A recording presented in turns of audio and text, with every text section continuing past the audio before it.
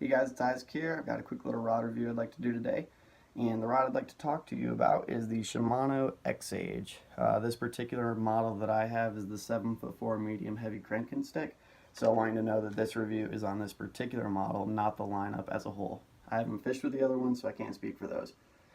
So yeah, I have this as a cranking setup. I have it paired up with a Shimano Corrado K, 6.2 to 1 gear ratio. Super awesome reel.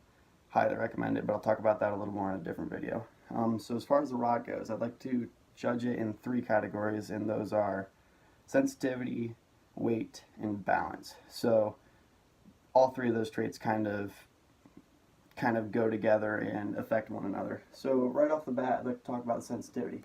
Now, when you guys think about a crankbait rod, you probably think of the parabolic motion that everyone mentions. They want a lot of bend in that rod tip so that the fish stays pinned with all those trebles in its mouth. And that is a big deal, don't get me wrong. It's important to keep those fish pinned.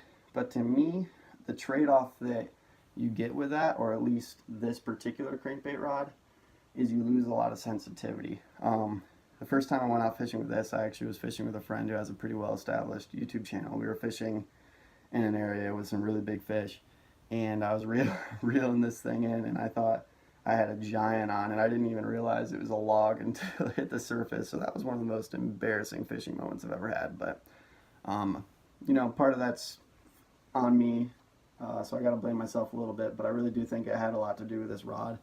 I really can't tell when I'm getting a bite and when I'm just bumping into something. So yeah, this rod is not sensitive. It's nowhere near my Dobyns Fury rods that I love so much. So that's a downside of this rod. Second, I'd like to talk about weight. Overall, for a 7'4" casting rod, I feel like this is very reasonable with its weight. It's not super heavy, but it's not super light. The one thing I will say is it feels a little bit tip heavy compared to my Dobyns Fury rods, which I talk about those too much, but I seriously love them. But anyways, it's a good rod, but I feel like it has a little bit too much weight in the tip of it. And again, I haven't fished other $100 crankbait rods, so I can't really compare them with each other.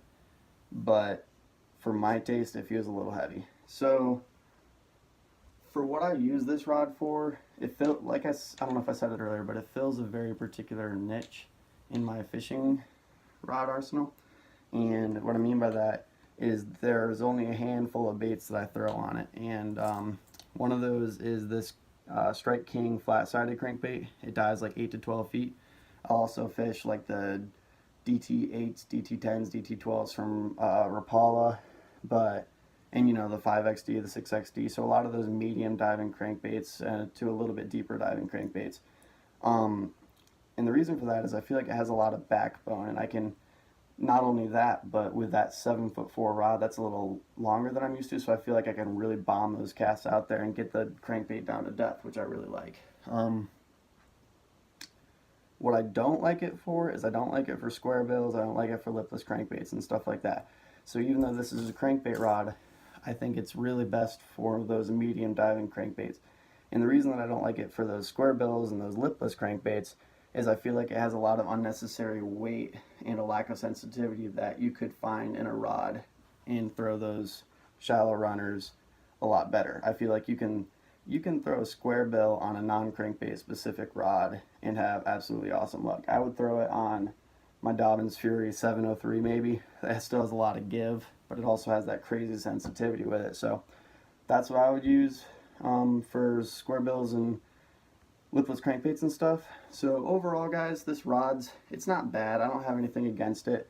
I'm not gonna sit here and say it's like the worst purchase ever, but I will say if I could go back, I probably wouldn't get it. I would probably get like I'd probably get the Dobyns Fury 733 because it's a similar length and it still has a lot of give, but it will have that sensitivity. It won't have that perfect parabolic motion, but to be honest with you, I don't feel like that gives me a huge advantage anyways.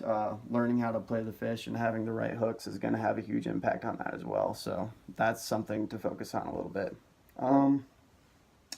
Yeah, something else. I do really like the handle. Super comfortable. Fits well in your hand and everything. Another cool feature is the hook keeper. I don't know if you can see it, but the hook keeper is down here actually, so you can keep your lure out of the way of the reel, which is really nice. And the other part that I like about it is this, I don't know if you'd call it the butt or what, but the end of the rod is kind of elongated, so you can really stick that under your armpit when you're grinding a fish in, which is really nice. So it gives you a little bit of extra leverage. So overall, if I had to rate this kind of on the 10 scale, I'd probably give it like a 6 out of 10. It's not my favorite rod. I can't say I'd recommend it, but that's just my honest opinion about it. So if you're interested in it, go to a store, pick it up for yourself, see what you think, and then make your own decision. But those are my 2 cents. Hope you enjoy.